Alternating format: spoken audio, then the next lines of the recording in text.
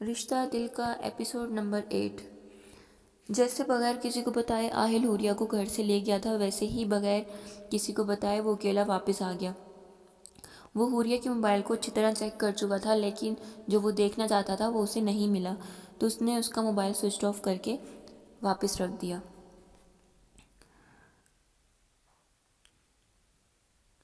وہ سونے کی بہت کوشش کر رہا تھا، مگر نیند اس کی آنکھوں سے کوسوں دور تھی۔ اس کی سوچیں صرف حوریہ پر ہی اٹکی ہوئی تھیں۔ کیا میں بابا کو اس کی سچائی بتا دوں؟ نہیں، جب تک وہ لڑکی خود اپنے منہ سے اقرار نہیں کر لیتی میں کسی کو کچھ نہیں بتا سکتا۔ جس طرح کی وابستگی سب کی اس کے ساتھ ہو گئی ہے، ایسے میں کسی نے میرا یقین نہیں کرنا۔ مجھے پہلے ثبوت اکٹھے کرنے ہوں گے اور ثبوتوں کے ساتھ سب کے سامنے اس کی پول کھولنی ہوگی۔ میں ابھی کسی کو کچھ نہیں بتا سکتا۔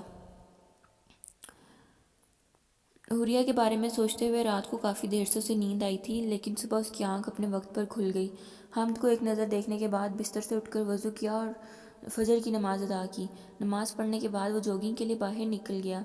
آہل پورے 1 گھنٹے کے بعد واپس آیا، لیکن گھر میں خاموشی کا راج تھا، سبھی لوگ سوئے ہوئے تھے۔ کرنل صاحب کی سحر خیزی کی عادت سے وہ بخوبی واقف تھا، اس لیے ان کا ابھی تک سونا آہل کو حیران کر رہا تھا۔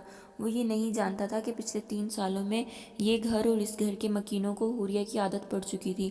وہ سب کو جگاتی تھی اور آج چونکہ وہ نہیں تھی اس لیے وہ سب سو رہے تھے۔ آہل سوئے ہوئے کرنل صاحب کو دیکھ کر اپنے روم میں آ گیا اور آ کر فریش ہو کر حمد کے پاس لیٹ گیا۔ وہ چاہتا تھا کہ حمد اٹھے اور وہ اس سے باتیں کرے، لیکن حمد اٹھ ہی نہیں رہا تھا۔ مجبوراً اسے آہل کو خود اٹھانا پڑا۔ مما دیکھو پاپا آ گئے، یاہو مما دیکھو پاپا آ گئے۔ حمد آہل کی مدد سے بیڈ سے نیچے اترا اور زور زور سے حوریہ کو بلانے لگا۔ کمرے میں حوریہ کو نہ پا کر وہ اب گھر میں اسے ڈھونڈنے لگا۔ آہل جو حمد کو اپنے سامنے دیکھ کر خوش ہو رہا تھا، ابھی ٹھیک طرح سے اسے گلے بھی نہیں لگایا تھا، وہ مما مما چلاتا باہر نکل گیا۔ حمد کا حوریہ کو پکارنا اسے بالکل بھی اچھا نہیں لگ رہا تھا۔ حمد پورے گھر میں حوریہ کو ڈھونڈ رہا تھا، اسے پکار رہا تھا، لیکن وہ کہیں بھی نہیں تھی۔ ہال کے صوفے پر چڑھ کے وہ اونچا اونچا رونے لگا۔ شور سن کر کرنل صاحب اور سیم بھی کمروں سے باہر آ گئے اور سوالیہ نظروں سے آہل کی طرف دیکھنے لگے۔ سب کی نظریں خود پر محسوس کر کے آہل نے سوچا سمجھا جواب دیا، اس کے ریلیٹیو کے ہاں ایمرجنسی ہو گئی تھی، وہ ادھر گئی ہے، 1-2 دن تک آ جائے گی۔ ایسے کیسے جا سکتی ہے وہ بغیر کسی کو بتائے؟ اور کدھر گئی ہے وہ؟ یہاں پر تو اس کا کوئی رشتہ دار نہیں ہے، اب یہ اچانک کہاں سے رشتہ دار آ گئے؟ ڈونٹ وری بابا، وہ کوئی چھوٹی بچی نہیں ہے، خود اپنی مرضی سے گئی ہے اور مجھ سے پوچھ کر گئی ہے۔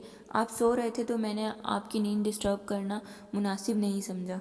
بیٹا ڈونٹ کرائے، میں ہوں نا آپ کے پاس، شاباش رونا بند کرو، آہل نے حمد کو پچکارتے ہوئے کہا۔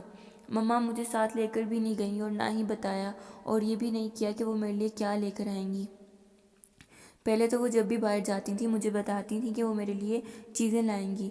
ہم نے روتے ہوئے اپنا دکھڑا سنایا۔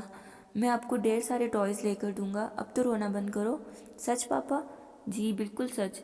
ٹھیک ہے، پھر آپ مجھے جلدی سے تیار کر دیں، پھر ہم ڈھیر سارے کھلونے لیں گے۔ نہاتے وقت، کپڑے پہنتے وقت اور سب سے زیادہ کھاتے وقت ہم نے آہل کو بہت تنگ کیا۔ حوریہ کی غیر موجودگی کے باعث وہ بہت چڑچڑا ہو رہا تھا اور بات بات پر رو رہا تھا، جس کے نتیجے میں دوپہر تک اسے بخار نے گھیر لیا۔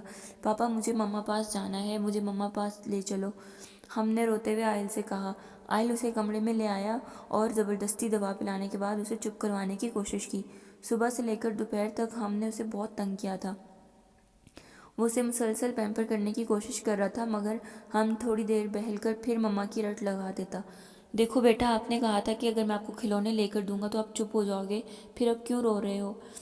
نہیں، مجھے مما پاس جانا ہے۔ مما حمد، آپ تو اچھے بچے ہو نا، آپ میرے ساتھ رہو، میں آپ کو ڈھیر سارے کھلونے لے کے دوں گا۔ آپ کی مما گندی ہے، آپ اس کے پاس نہ جاؤ۔ آہل کو سمجھ نہیں آ رہی تھی کہ وہ کیسے اسے چپ کروائے اور حوریہ سے دور کرے۔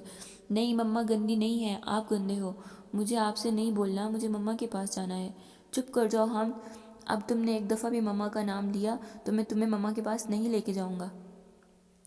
میرے ساتھ رہو، میں آپ کا پاپا ہوں۔ آہل نے تھوڑی اونچی آواز میں کہا اور پھر حمد کو اٹھانے لگا، لیکن وہ اور زور زور سے رونے لگا اور آہل کو مارنے لگا۔ تبھی سیم آ گیا اور حمد کو اٹھا کر اپنے ساتھ لے گیا۔ حمد کے رویے نے آہل کی پریشانی کو صحیح معنوں میں بڑھا دیا تھا۔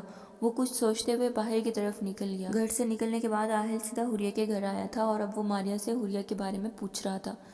نو سر، میں نے اس سے پوچھنے کی ہر ممکن کوشش کی ہے، لیکن وہ وہی بتا رہی ہے جو وہ آپ کو بتا چکی ہے۔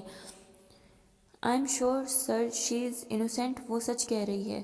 مسز ماریا کے کہنے پر بھی آہل نے سر اکتفا میں نہیں لایا اور ان سے کہنے لگا، اوکے اب آپ جا سکتی ہیں، باقی سب میں خود ہی دیکھ لوں گا۔ مسز ماریا کے جانے کے بعد آہل حوریہ کے کمرے میں آیا، جہاں وہ بیڈ سے ٹیک لگائے نیچے زمین پر بیٹھی تھی اور نظریں زمین پر تھیں، اور وہ بھی حوریہ کے ساتھ زمین پر بیٹھ کے۔ کیوں ظلم کر رہی ہو اپنی اور ان خوبصورت آنکھوں پر؟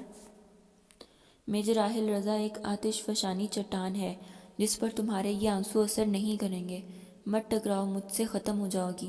کیوں کر رہے ہیں آپ ایسا؟ کیوں نہیں یقین کر رہے میرا؟ میں نے جو کیا آپ کے بچے کی محبت میں کیا، یقین کریں میں نے کچھ بھی غلط نہیں کیا، حوریہ نے کھڑے ہوتے ہوئے کہا۔ وہ اپنی جگہ سے اٹھا اور حوریہ کے سامنے کھڑے ہو کر کہنے لگا، تمہیں کیا لگتا ہے تم مجھے 2-4 آنسو بہا کر دکھاؤ گی اور کچھ بھی جھوٹ بول دو گی تو میں یقین کر لوں گا؟ حوریہ کے بازوؤں کو جھٹک کر اپنے قریب کیا۔ یہ بھی ایک طریقہ تھا اسے سچائی گلوانے کا۔ وہ اسے ہراس کرنے کی کوشش کر رہا تھا تاکہ وہ ڈر سے سب کچھ بتا دے۔ عورت ذات انتہائی خود غرض اور ناقابل اعتبار ہوتی ہے۔ وہ اپنے مطلب کی خاطر اپنے بچے کی زندگی تک داؤ پر لگا سکتی ہے۔ بغیر کسی غرض کے وہ اپنے سگے رشتوں سے بھی محبت نہیں کرتی، اور تم مجھے غیر کے بچے سے محبت کے قصے سنا رہی ہو؟ تم بھی تو ایک عورت ہو، تو کیسے مان لوں کہ تم اپنا گھر بسانے کی بجائے، اپنے بچے پیدا کرنے کی بجائے وہاں بغیر کسی غرض اور رشتے کے میرا گھر سنبھال رہی تھی اور میرا بچہ پال رہی تھی؟ اپنی باتوں سے تم کسی اور کو بیوقوف بنا سکتی ہو، مجھے نہیں۔ حوریہ کی کلائی کو پیچھے کی طرف موڑ کر کہنے لگا۔ انگلیوں کے دباؤ سے حوریہ کی کلائی جلنے لگی اور دل کانپنے لگا۔ آہل نے مزید ایک قدم کے فاصلے کو کم کیا اور اسے کہنے لگا، ابھی بھی وقت ہے، مجھے ساری سچائی بتا دو، ہو سکتا ہے تمہاری سزا کچھ کم ہو جائے۔ آہل کے انداز و الفاظ نے حوریہ کو شدید غصے سے دوچار کیا۔ آج میں آپ کو وہ سچ بتاتی ہوں جسے آئینہ بھی نہیں دکھا سکتا۔